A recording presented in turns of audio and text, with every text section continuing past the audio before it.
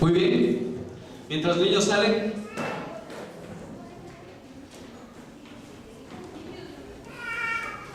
quisiera yo leerles una parte de la Biblia que está en Eclesiastés 8:1. Si usted quiere puede abrir su Biblia también. Eclesiastés 8:1. Cuando tenga, diga muy fuerte amén.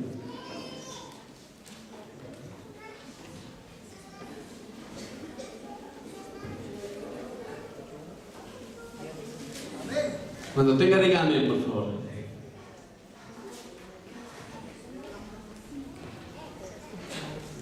Dice la palabra de Dios así, Eclesiastés 8:1. Qué maravilloso es ser sabio, poder analizar e interpretar todas las cosas. La sabiduría ilumina el rostro de una persona, suaviza la dureza de sus facciones. Voy a leerles nuevamente, dice: qué maravilloso es ser sabio, poder analizar e interpretar todas las cosas. La sabiduría ilumina el rostro de una persona y suaviza la dureza de sus facciones. ¿Ven? Eso dice Eclesiastés 8:1. Y quisiera referirme específicamente un poco a este versículo porque necesariamente creo que más allá del resultado de lo que produce la sabiduría en una persona, que física, espiritual y moralmente lo embellece, ¿sí? El versículo empieza diciendo qué maravilloso que es ser sabio. Y les comento que una cosa es inteligencia, inclusive antes de este versículo, unos versículos cerca de este versículo habla acerca de que no siempre las personas más estudiadas son las que prosperan. No siempre las personas más fuertes son las que vencen. No siempre las personas que tienen mayor dinero siempre están felices. Y la palabra dice, es cuestión de estar en el lugar correcto, en el momento correcto y para el tiempo preciso, ¿sí?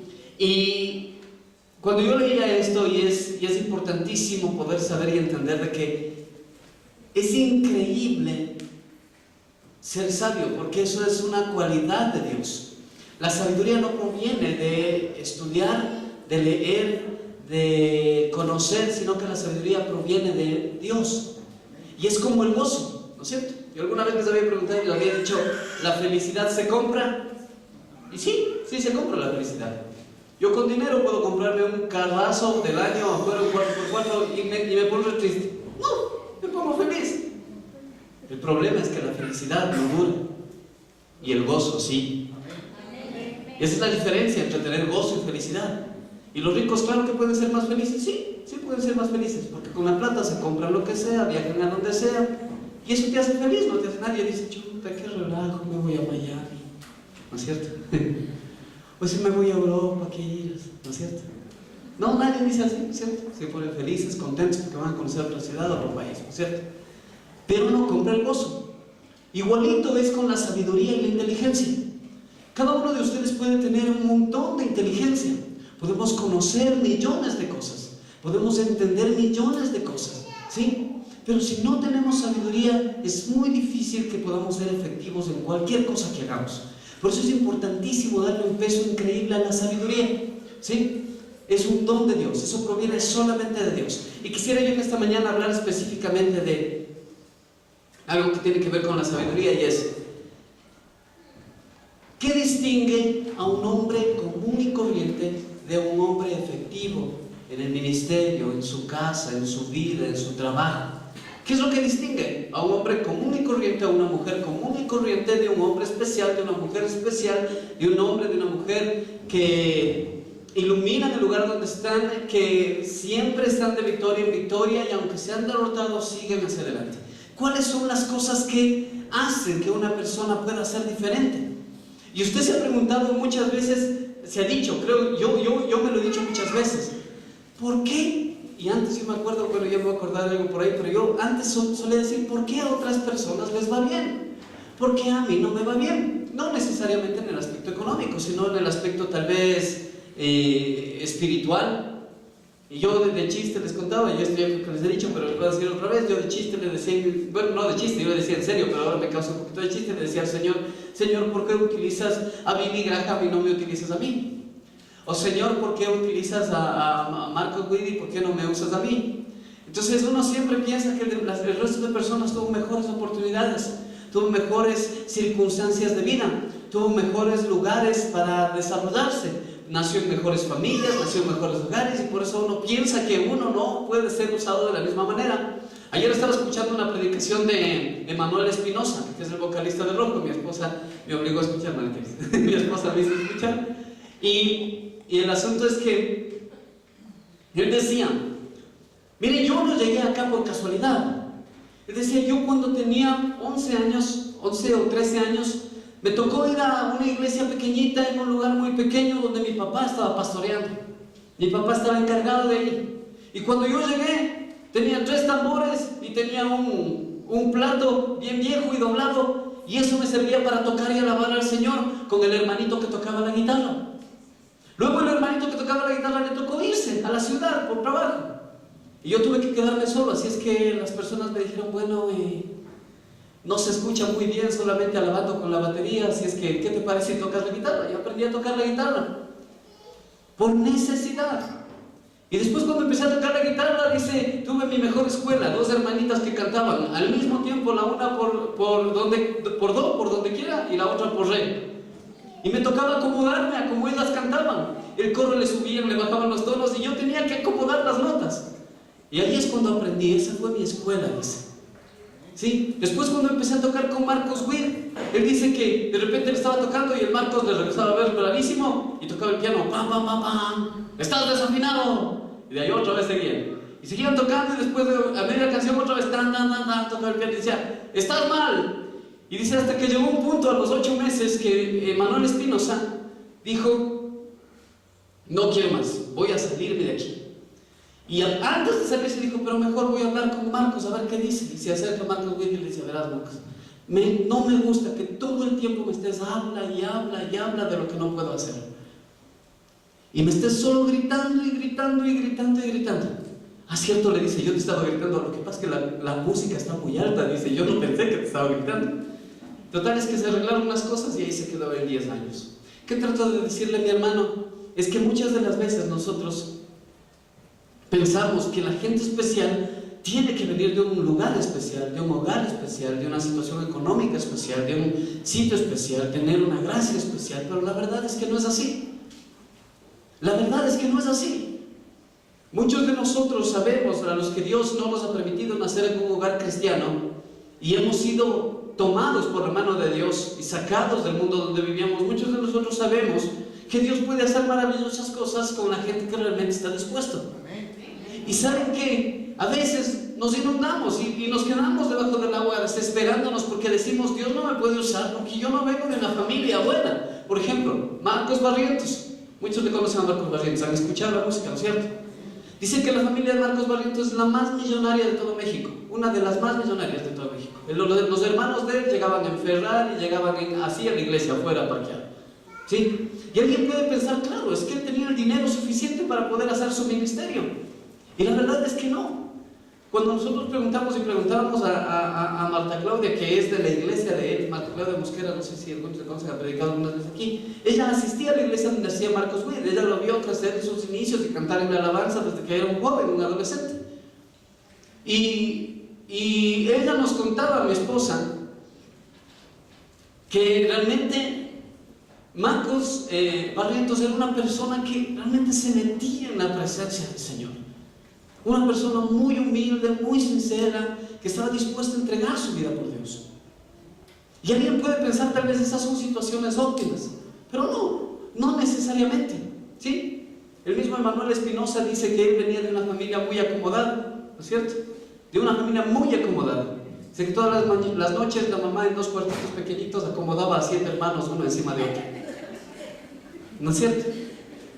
Y no se trata de lo que podrías tener, de dónde vienes, qué eres, si tienes o no tienes algo, una característica, una cualidad. Se trata de entender que Dios puede usar a todos, pero nos usa de diferente manera. Dice la palabra de Dios que en una casa, en una cocina, hay diferentes utensilios. Utensilios para usos honrosos y utensilios para usos sencillos, dice. Otras versiones dice utensilios para usos de gloria, de honra, y utensilios para usos comunes. ¿Sí?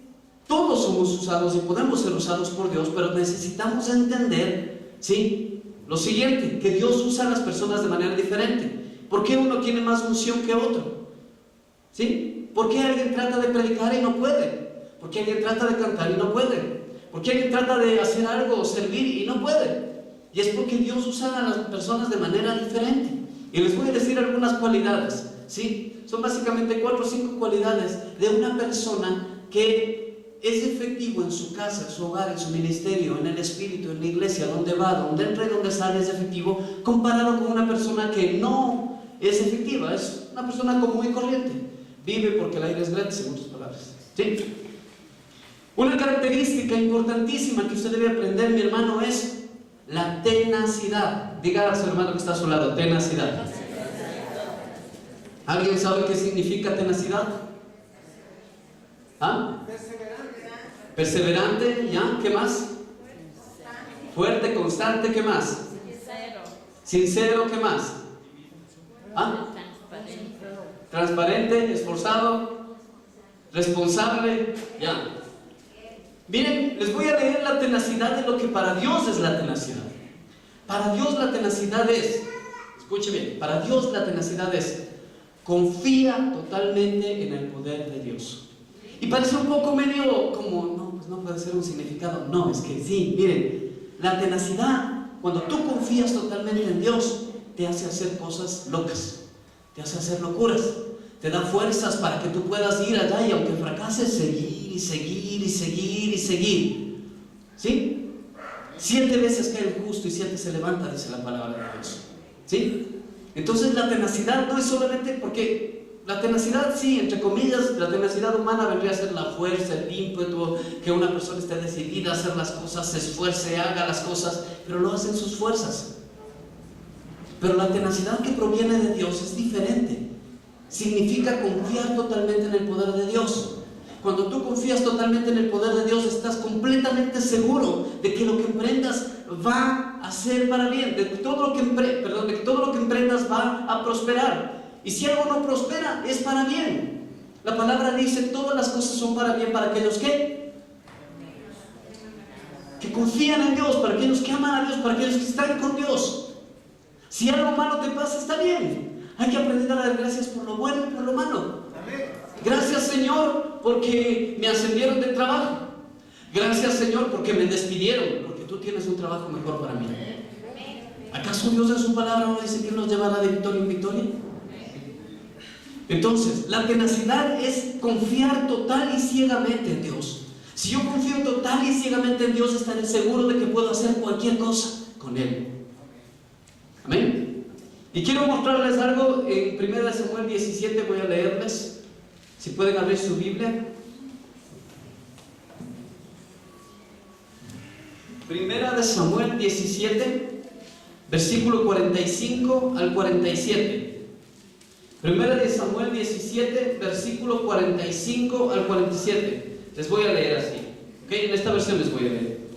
1 Samuel 17, versículo 45 dice: David le respondió al filisteo: tú vienes contra mí con espada, lanza y jabalina, pero yo vengo contra ti en el nombre del Señor de los ejércitos celestiales, el Dios de los ejércitos de Israel, a quien tú has desafiado. Hoy el Señor te conquistará y yo te mataré y te cortaré la cabeza, y luego daré los cadáveres de los hombres, de tus hombres, a las aves y a los animales salvajes, y todo el mundo sabrá que hay Dios en Israel. Eso se llama tenacidad.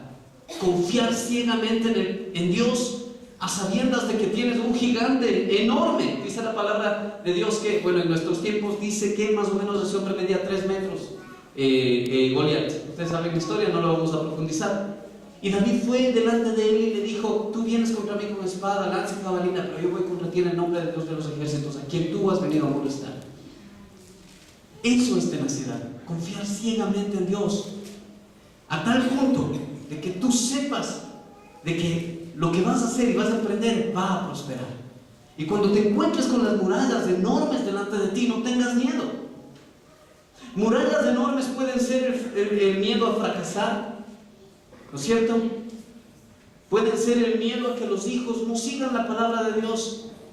Pueden ser la falta de dinero. Puede ser la falta de trabajo. Puede ser la enfermedad, ¿sí?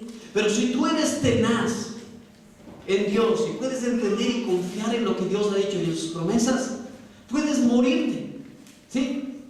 Puedes morirte, pero te mueres feliz.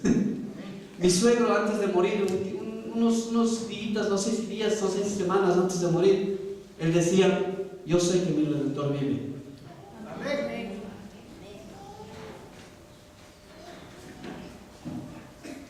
Esas eran sus palabras favoritas. Y él sabía decir: yo sé que Dios me va a levantar. Y él estaba prácticamente casi muerto, ¿sí? Y era increíble ver la fuerza de ese hombre. Cuando con mi hermano Pato, hermano Guachito, fuimos a visitarle creo que 2 días antes de que él fallezca, y él nos puso a nosotros ahí al frente de él y empezó a hablar por nosotros. Y yo lo veía con el oxígeno puesto en la boca, orando por nosotros, poniendo sus manos sobre nosotros.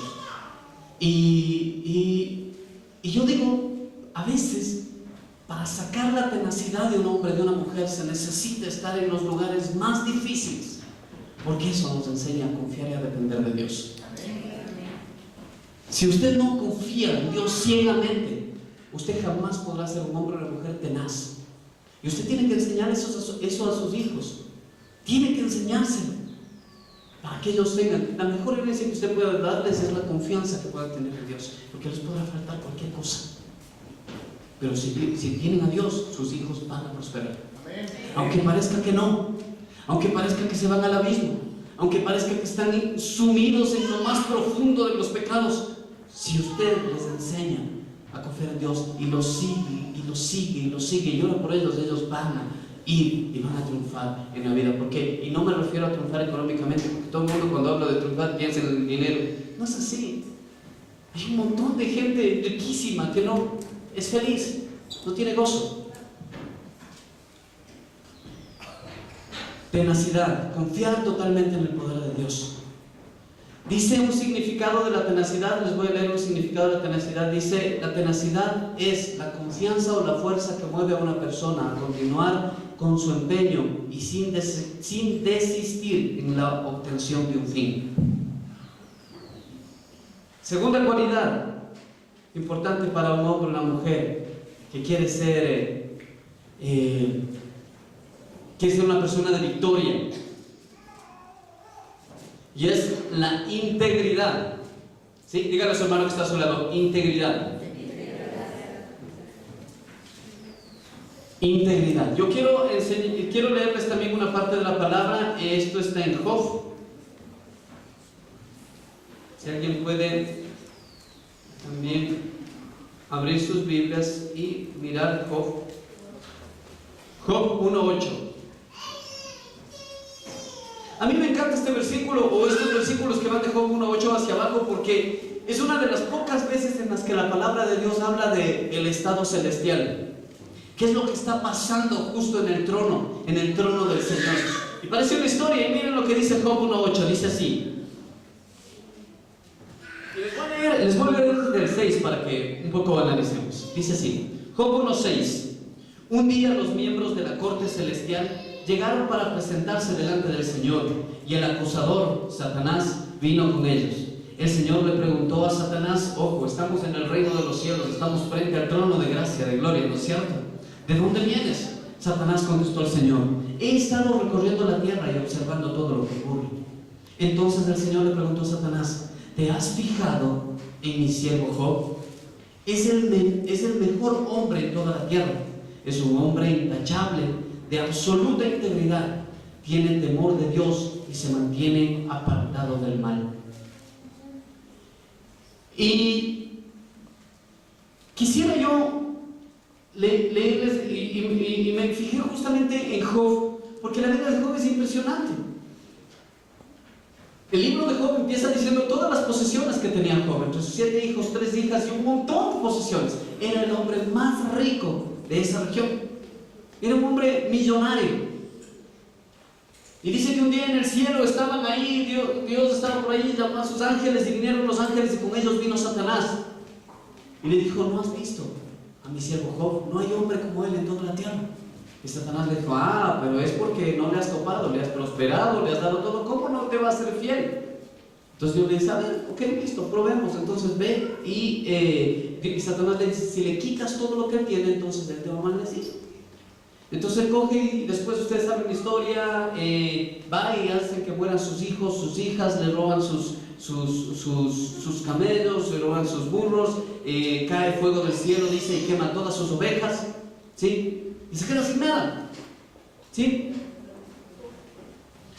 Y Job hace esta oración en el versículo 21.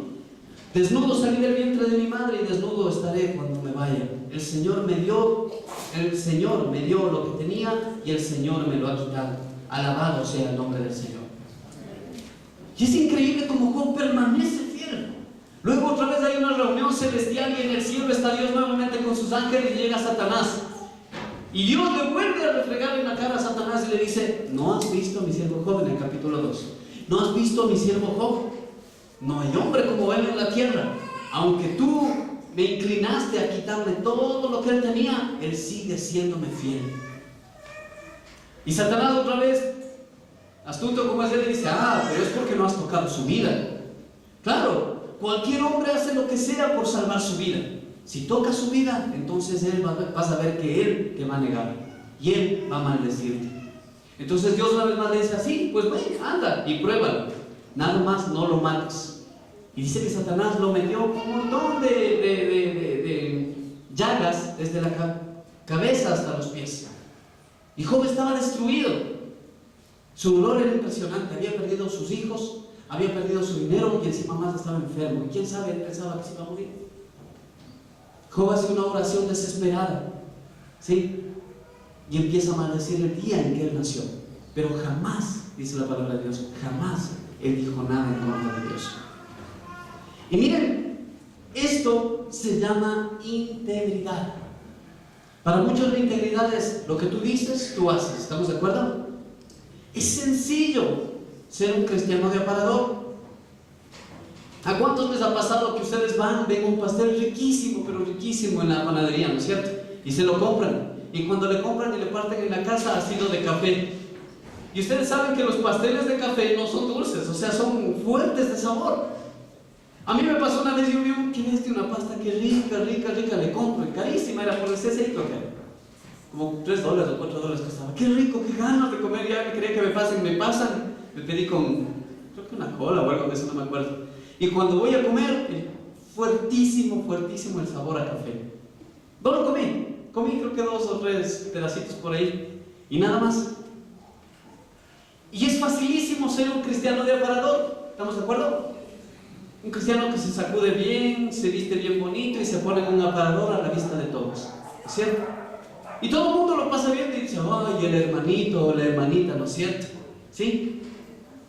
Pero Dios conoce los corazones, dice. Dios conoce las intenciones del corazón de las personas. Qué difícil que ser íntegro delante de Dios. Y quisiera yo comentarles algo que dice una persona. Algo que dije, no recuerdo el nombre de ese pastor, es un pastor, pero que escribe libros y dice: lo que un hombre es de rodillas delante de Dios Todopoderoso en secreto, eso, sí, es integridad. Si lo que tú estás de rodillas orando al Señor y lo que eres delante de Dios, lo que eres en lo secreto, lo que haces en lo secreto, es igual a lo que tú predicas, entonces eso se llama integridad. ¿Sí? Ser íntegro en todo, ¿no es cierto? Que si vienen a cobrarle la deuda, no le mande al hijo a decirle, no, dile que no estoy, ¿cierto? ¿Sí o no? Ser íntegro, ¿sí? Que si va usted a la tienda a hacer una compra y de pronto le dan un billete de 5 y le dan vuelto de 10, entonces ¿qué hace usted? ¿Se va y se compra un puesto de pollo? O mejor coge y le dice: Señor, vea, no, me dio mal el vuelto, ¿no es cierto? Ser íntegro Estudiar y no copiar. ¿Sí? ¿Dónde están los dos? Algunos por ahí. ¿Cierto? Ser íntegro, decir la verdad, así la verdad duela. Yo a mis hijos siempre les tengo, dime la verdad, jamás me mientas, jamás, Samuel, jamás Sara, jamás me mientas. Y el Samuel dice, es que si yo siempre te digo la verdad, tú siempre me das varita, dice. Le digo, así duela, la varita cuánto te va a doler. Solo ese momento, y después vas a estar limpio. La mentira te va a doler toda la vida. La mentira se queda en tu corazón, se queda en tus huesos y te carcome por dentro. Por eso inclusive la palabra de Dios dice que ni un mentiroso entrará al reino de los cielos. ¿No es cierto? Es que la mentira blanquita nomás, no, es difícil decir la verdad, pero hay que hacerlo. ¿No es cierto? Ser íntegro en todo tiempo y en todo momento. Otra cualidad, la tercera, es cualidad de un hombre que triunfa, de un hombre que es exitoso, de una mujer que triunfa, es exitoso en Dios, en su familia, en su casa, es la responsabilidad. Dígale a su hermano que está a su lado, responsabilidad.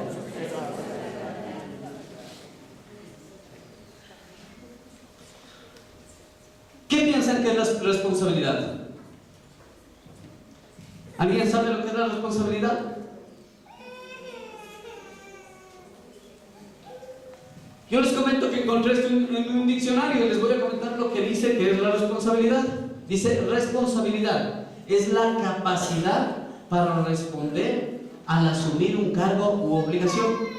La responsabilidad es la capacidad para responder al asumir un cargo u obligación. ¿Sí? Es decir, si alguien es responsable de algo, por ejemplo en su trabajo, ¿no es cierto? La persona, yo recuerdo,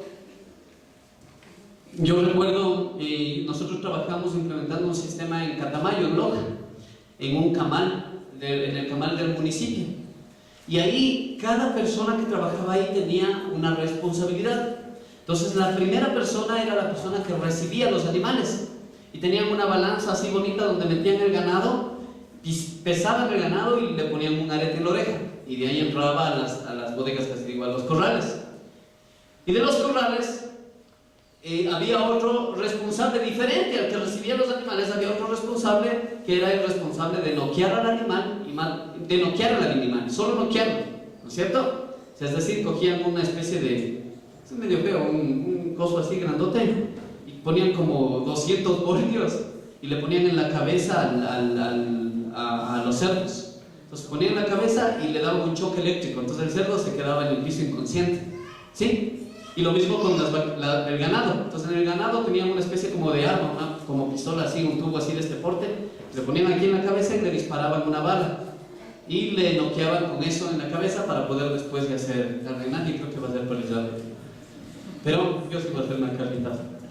Pero el asunto es que ese era otro responsable, y otra persona diferente a él era la persona que degollaba al animal o lo mataba, ¿sí? Y después ya pasaba por un proceso, otra persona diferente lavaba el animal, otra persona diferente despostaba el animal, ¿sí? Y así era el proceso productivo de ellos. ¿Qué pasaba si yo cogía a la persona que recibía el animal y pesaba los animales y le ponía a noquear a los animales? ¿No es cierto? Con ese aparato eléctrico. Capaz que le hacía cosquillas en la espalda en vez de ponerle dondera, ¿no es cierto? ¿Qué trato de decirles, mis hermanos? Es que la responsabilidad, para ser responsable de algo es importante también tener conocimiento. ¿Estamos de acuerdo? Para ser responsable, para tener la capacidad de responder, se necesita tener conocimiento y saber responder ante las personas de cómo se hace o la actividad que vamos a tener, ¿no es cierto? Pero, visto las responsabilidades desde la palabra de Dios, les comento lo que es. La responsabilidad desde la palabra de Dios, vista desde la palabra de Dios, es ser consciente de manera constante de la omnisciencia de Dios. ¿Qué es omnisciencia? Conocimiento de todas las cosas. Es decir, ser consciente de que Dios conoce todo, ¿sí? Ser consciente de que Dios conoce todo. Y puede decir como al principio, no tiene nada que ver la responsabilidad con conocer que Dios conoce todas las cosas. Pero quiero decirle algo. Es posible engañar a otros con una fachada de piedad externa, lo que decía ser cristiano de aparador, ¿no es cierto? Es posible que usted diga que está bien ungidísimo cuando usted no sigue la palabra de Dios. Es posible que usted diga que hace una célula, pero aún así no busca a Dios. O en lo secreto no es un cristiano responsable. ¿Sí? Pero la responsabilidad con el ministerio, con Dios, con su familia, le hace entender de que Dios conoce su vida oculta. ¿Sí? Dios conoce lo que usted hace en lo oculto. Y por más que usted se quiera esconder, Él lo sabe, Él lo mira, Él lo ve. Y por más que usted venga acá, ofrende $500, ofrende $1000, venga acá y se pare de cabeza y predique parado en una sola mano, no importa. Porque al final del camino, sí, Dios conoce lo que usted es en lo secreto. Y si lo que es en lo secreto es lo que es en público, entonces Dios dice la palabra que lo va a levantar, lo va a exaltar, ¿no es cierto? Entonces, la responsabilidad es conocer que Dios sabe todo lo que yo hago. Por eso debo aprender a ser responsable con lo que Él me entrega. ¿Amén? Si alguien es responsable de tocar un instrumento, si alguien es responsable de cantar, si alguien es responsable de predicar, de estar en la puerta, tiene que hacerlo de manera correcta, como para Dios dice la palabra del Señor, porque Él nos mira. Y si alguien viene acá a cantar y no está bien con el Señor, es igual que tomar la cena del Señor sin estar bien, sin haber perdonado, sin haber sido perdonado, pedir perdón. ¿Sí? Dice que para aquel que toma la cena y está mal en su corazón, está con pecado, dice que para su propia condena come. Es decir, te hace mal en vez de hacerte bien. ¿Sí? Si alguien está en pecado, miren, ya voy a acordar algo que iba a contar, pero si alguien está en pecado, tiene que, por ejemplo, si yo voy a estar en la puerta, por ejemplo, saludando a las personas, ¿sí?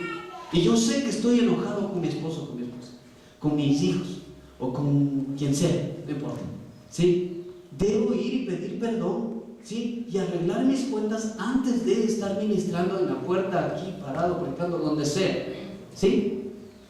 La palabra de Dios dice que para que tus oraciones no tengan estorbo, ¿sí? Tienes que estar a cuentas en todo, ¿sí? Si no, tus oraciones no llegan ni al techo, ¿no es cierto? Alguien se manda orando y orando y orando y no pasa nada porque simple y sencillamente no está a cuentas con su hermano, con sus hijos, con sus padres, con su esposa, con su esposo, con sus amigos, con sus vecinos, ¿no es cierto? ¿Sí? Es importante estar a cuentas. Eso es la responsabilidad, ¿no es cierto? La responsabilidad de Dios es conocer que Dios conoce todas las cosas y por lo tanto no puede negar.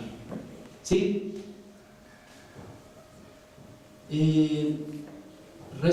Me salté un punto, pero bueno, no importa, le vamos a ver. Jueces, vamos a leer Jueces 6, por favor. Si pueden leer Jueces 6, Jueces 6, 14.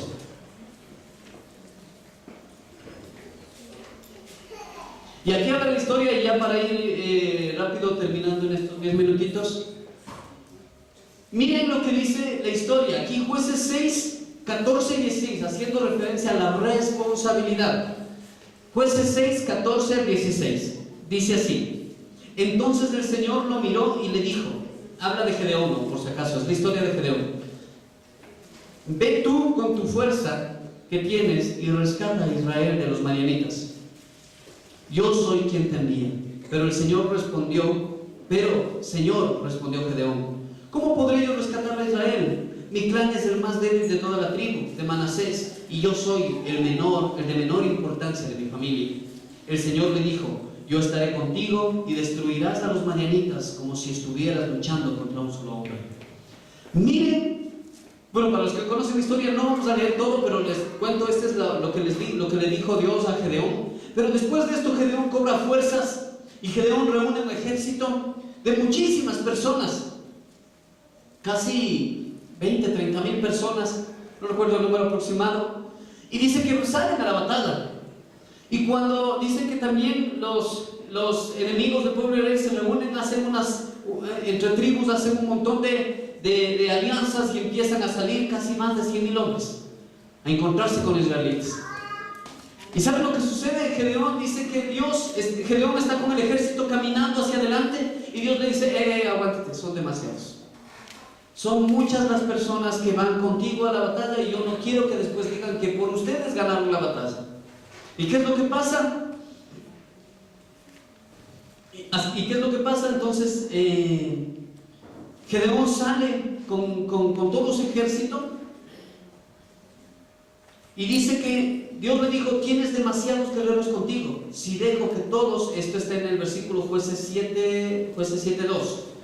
Si dejo que todos ustedes peleen contra los madianitas, los israelitas se jactarán ante mí de que se salvaron por su propia fuerza. Por lo tanto, dile al pueblo: a todo aquel que le falte valentía o que tenga miedo, que abandone este monte y se vaya a su casa. Así que 22,000 de ellos se fueron a la casa.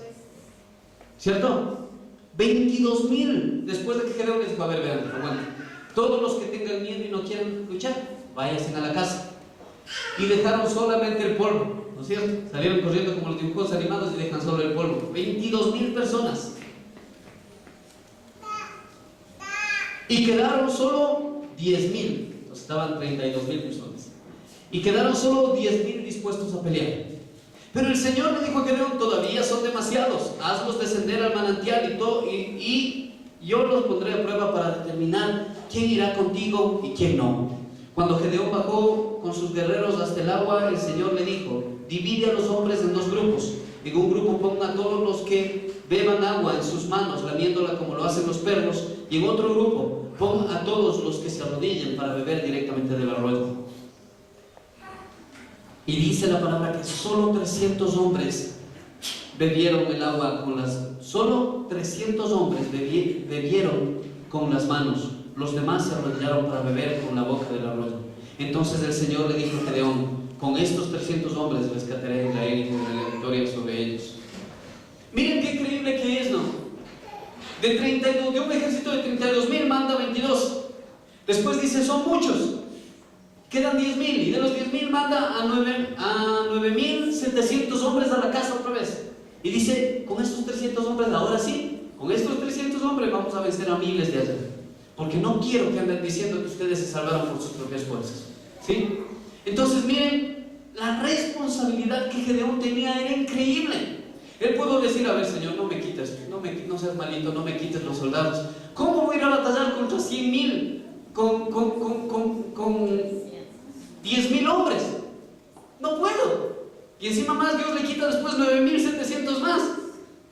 Pero Gedeón, calladito, no dijo nada, porque él sabía que Dios tenía el poder para ayudarle. Y su responsabilidad era grande. Él tenía que liberar al pueblo. Los enemigos del Señor, dice que iban a Israel y los vaciaban, les quitaban la comida y todo. Y así pasaron muchos años. Ellos tenían que guardar el trigo escondido, tenían que esconder debajo de la tierra donde sea para que no les quitaran. ¿Sí? Pero Gedeón se levantó, le creyó a Dios y fue responsable en lo que Dios le dijo que haga. Miren cuántas veces de nosotros no hemos sido tan responsables porque hemos tenido miedo, ¿no es cierto? ¿Y qué pasa si es que yo hago esto o si es que no pasa esto, ¿no es cierto? Y la responsabilidad se nos ha resbalado y hemos dejado de ser responsables porque simple y sencillamente hemos tenido miedo de enfrentarnos ya sea a cualquier cosa, a nuestros deseos de la carne o a cualquier cosa que esté interrumpiendo que nosotros podamos ser responsables, ¿no es cierto? Responsabilidad, otra cualidad importante para poder ser un hombre de victoria. La que me había acá saltado, ¿sí? Autoridad es otra responsable, no sé, otra cualidad, perdón. Autoridad.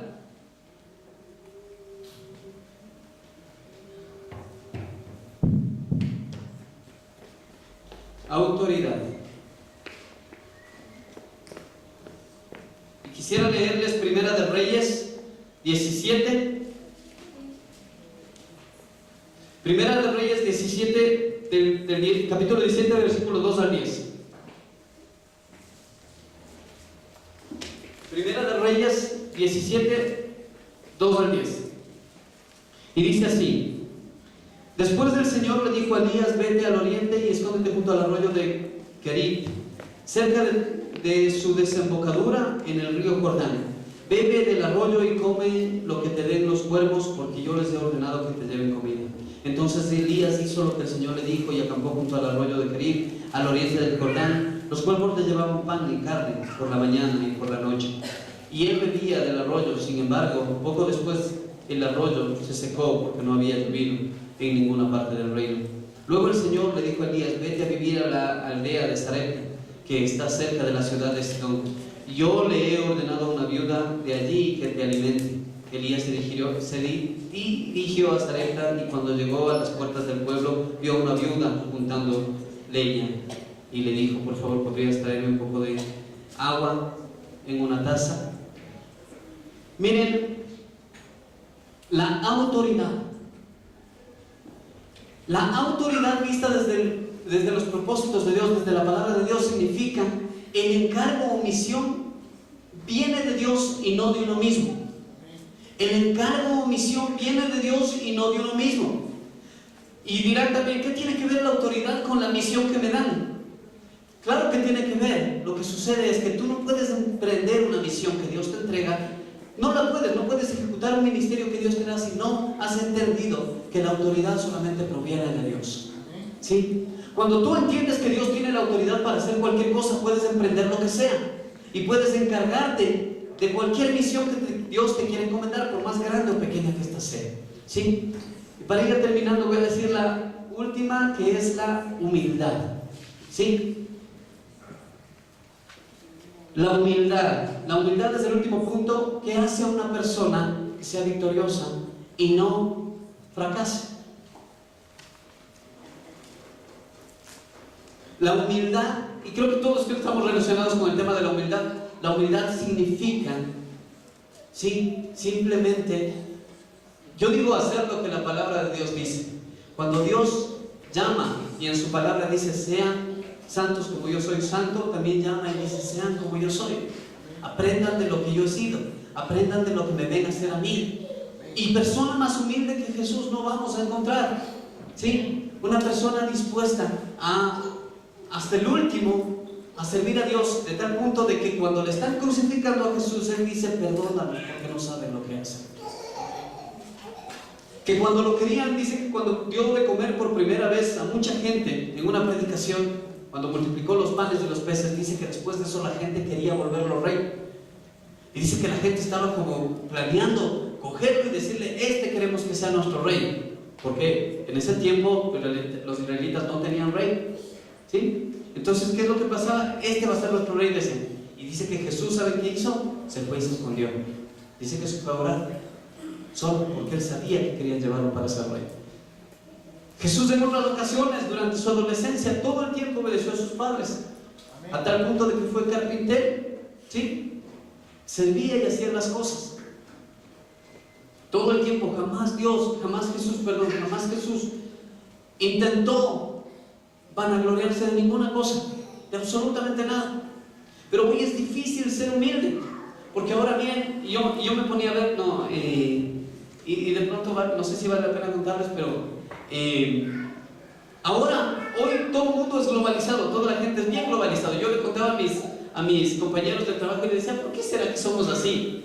Cuando nosotros vemos un extranjero, una persona que tiene otro acento, ¿sí? Y cuando escuchan a una persona que tiene otro acento, sea chileno, argentino, colombiano, sea lo que sea, ¿sí? Le abren las puertas de la empresa con más prolijidad, si se podría llamar, para que presente cualquier cosa que está vendiendo.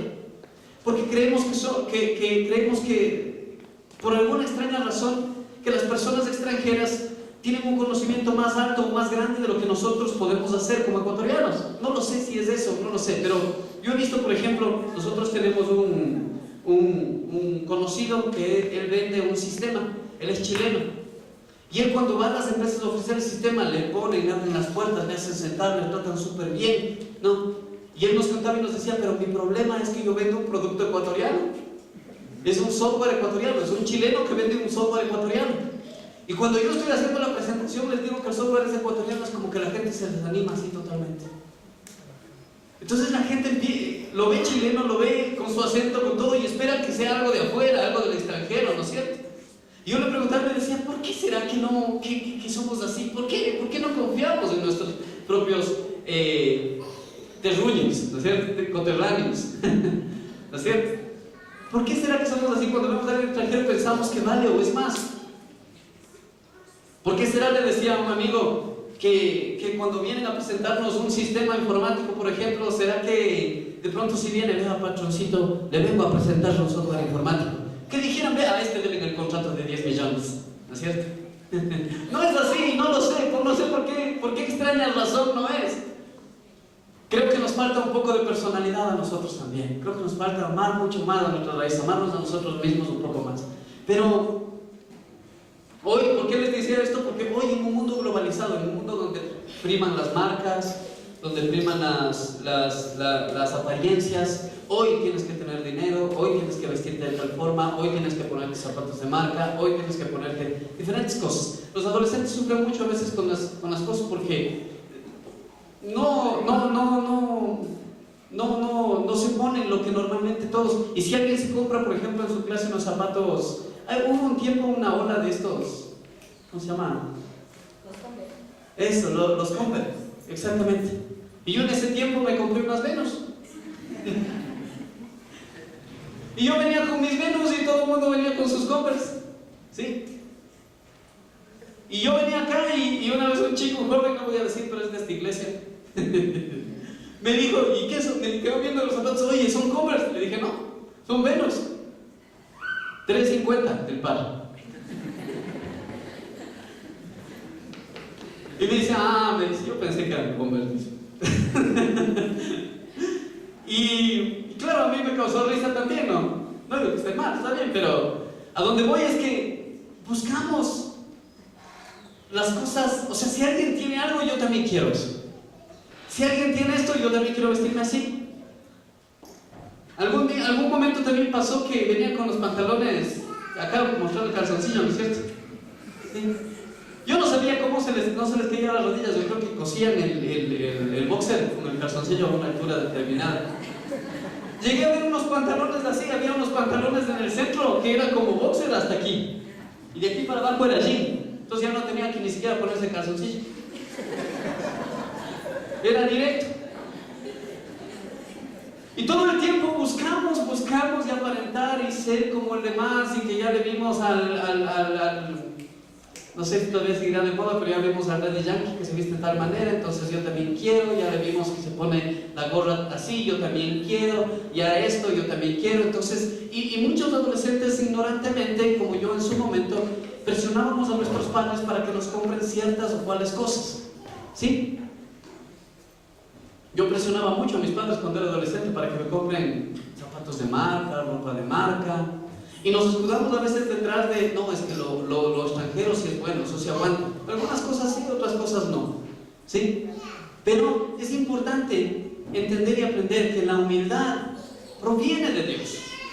La humildad no significa otra cosa que aprender a valorar lo que Dios te ha dado y saber que Dios está contigo, ¿sí? Yo sabía ser bien mentiroso porque yo no vine, bueno, yo también vine ¿cómo se dice?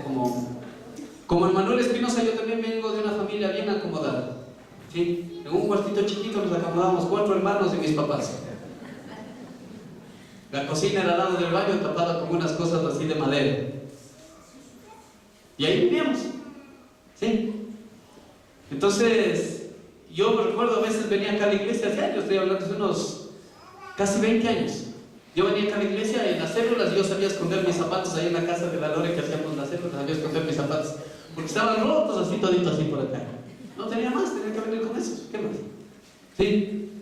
Entonces yo presionaba mucho a mis papás para cualquier oportunidad de que me compren algo, quería algo de marca. Y yo creo que la humildad no solamente es aprender a no hablar de uno mismo, de lo que tiene, de lo que ha hecho, de lo que dice, a pesar de que a veces algunos pecamos de decir por la alegría, pero también tiene que ver la humildad con la forma en cómo te comportas, cómo haces, cómo te vistes, ¿no es cierto? Mi cuñado es una excelente persona, es muy, muy bueno, lo quiero mucho yo, pero él, por ejemplo, para salir a comprar un huevo acá a la esquina, él no sabe si por poco no está puesto terno. No sé si les pasa al resto de adolescentes, pero se levantan los medios despeinados, así, están con un pantalón de calentador y una camiseta así sin mangas, de pronto, y le dice el papá o la mamá, anda a comprarme un pancito, y dice, aguánteme, se bañan, se cambian, se ponen terno, corbata, todo, y ahí sí salen. No les gusta que creo que les vean medios despeinados así. Yo sí salgo bien cabezópera, porque, más por la necesidad, porque por mis hijos, a comprar el pan de mañana, corren a tiempo. Pero el asunto es que la humildad tiene que ver con muchas cosas. La forma en la que hablas, la forma en que te refieres a las personas, cómo dices, cómo caminas, cómo te comportas, cómo te vistes, y no digo que nos vistamos con harapos, que nos vistamos bien. Tampoco estoy en contra de comprar algo de marca, yo creo que está bien, ¿sí? Y está bien. El problema es cuando eso se hace ley en nosotros, cuando eso maneja nuestra vida. Humildad. Otra característica y otra cualidad importante de una persona que ama, sirve y que va a ir de victoria en victoria. ¿Cuántos quieren ser personas que van de victoria en victoria? Mire, estas cosas son sencillitas, pueden haber muchísimas más, ¿sí? Pero si usted respeta y honra estos principios, Dios lo va a bendecir. Más allá de que Dios quiera que usted sea su esclavo y tenerlo así rectito como un general, más allá de eso yo creo que es importante que nosotros aprendamos a vivir una vida correcta, ¿sí? A veces nosotros vivimos pensando en cosas o ideando cosas y yo creo que Dios nos llama a que tengamos principios sólidos para poder manejar nuestra vida.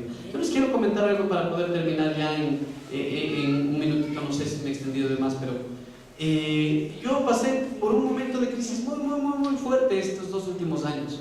Muy fuerte, porque para mí era importante. Yo siempre soñé, verán, con ser pastor. Toda la vida soñé. Pero ese sueño desapareció de mi vida en estos 2 últimos años. ¿Y por qué desapareció de mi vida? Porque empecé a quejarme de Dios. Empecé a decir, Señor, pero si yo he trabajado tanto, he puesto tiempo, plata, persona, he hecho un montón de cosas, Señor, para poder servirte, para poder hacer las cosas bien. Y mira, Señor, la iglesia no crece, los jóvenes no crecen, había gente que no quiere someterse, gente que no trabaja, gente que no hace esto. Y yo definitivamente dije, Señor, si es así, yo no quiero saber de nada. Entonces yo cogí y me empecé a alejar, porque simple y sencillamente yo no veía nada.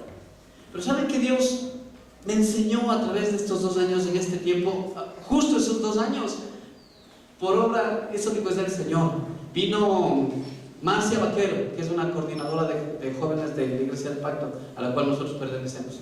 Y aquí me citó en la oficina hace 2 años más o menos, un poquito más tal vez. Me dijo, ven Julio, queremos que nos apoyes. ¿Por qué no vienes a trabajar? Nosotros estamos siendo un grupo de jóvenes que no sé qué. Y yo dije, para salir de la rutina vamos. Y cuando llegué allá, vi buenas personas, también malas personas, pero empecé a relacionarme con otro tipo de gente, empecé a ver otra realidad. Después ya empezamos ahí a hablar, a conversar, me dijeron coordinador de aquí de la Sierra, después me eligieron directivo de no sé qué cosa y después ya terminé siendo vicepresidente de los jóvenes a nivel nacional. Ahorita soy como vicepresidente de los jóvenes a nivel nacional. No es que esté haciendo un trabajo enorme tampoco, pero estamos tratando de hacer un cambio en las iglesias a nivel juvenil. Y Dios es como que me dio un refrigerio, ¿verdad? Es como que Dios me dijo, ok, deja un segundito la iglesia y mira esto de acá, quiero mostrarte otra cosa. Y visité otras iglesias, fui a otros lugares. Hay Joelito, no sé si está por aquí. Joel fue conmigo a un campamento recién en una iglesia en el oriente. Esa iglesia fuimos y es una iglesia en un lugar en la montaña donde solamente, ¿saben cuántos miembros tiene esa iglesia? 3 miembros. Es el que está encargado como pastor o como persona encargada de la iglesia y 2 más, un diácono y la que canta las alabanzas. 3 miembros. Fui a otra iglesia por Cayambe para arriba y yo escuchaba predicar a una persona desde afuera. Íbamos a entrar por un caminito a ver a una persona en una iglesia. Yo escuchaba predicar a un hombre en quichua y estaba hablando también en español, y escuchaba predicar con tanta fuerza y decía, qué bestia, qué tremendo esta persona, cómo predica, qué maestro. Y yo decía, bueno, este hermano ha de tener una iglesia bonita, grande, un montón de gente, ¿no? Y cuando yo me acerco y entro y lo veo al hermano predicando con tantas fuerzas, tanto amor para el Señor, y había 5 personas y era un domingo, y yo me ponía a pensar y decía, y me gustó muchísimo la actitud del pastor, me gustó muchísimo los hermanos, muy amables, muy buenos, personas muy buenas. ¿Y saben qué me di cuenta? Que yo tenía un problema con los números. Tenía un problema con los números. Para mí, si una iglesia no crece, está mal, está en pecado, no sirve para nada. Y tenía que cambiar mi manera de pensar. Entonces, yo empecé a entender, y un montón más de ejemplos de ese tipo. Y empecé a entender de que no tiene nada que ver el crecimiento con la espiritualidad. Tampoco digo, es como seamos tres y seamos felices durante toda la vida, no. Pero lo que sí trato de decirles es que yo tenía un problema con el número. Para mí era importante crecer. Si yo no crecía, sentía que estaba estancado. Dios me enseñó y Dios me ayudó a ver la realidad. Ahora yo sé que no es importante el crecimiento a la manera en que yo creía, pero tampoco es que no lo es. Sí es importante, porque eso demuestra salud en una iglesia, demuestra que están haciendo bien las cosas, demuestra que alguien quiere trabajar. Yo leí de alguien también esta semana que es importante que aprendamos a dejar también de ser ociosos y empezar a hacer las cosas, a trabajar, realmente a preocuparnos de las personas. Pero miren cómo Dios a veces nos saca de nuestro lugar para ponernos en otra parte, para que podamos entender y comprender y visualizar de otra forma. ¿Sí? Hay iglesias enormes, ¿sí o no? Hay iglesias como la Comunidad de Fe, hay iglesias como la... ¿cuál más? ¿Perdón? Bautista. O sea, bueno, sí pueden ser iglesias un poco más grandes, pero hablo de mega iglesias, iglesias con 5,000, 8,000 miembros, una sola iglesia. Aquí en Quito tenemos unas 6, 7 iglesias de ese calibre. Pero esas iglesias no están en los lugares, por ejemplo, donde yo fui a visitar.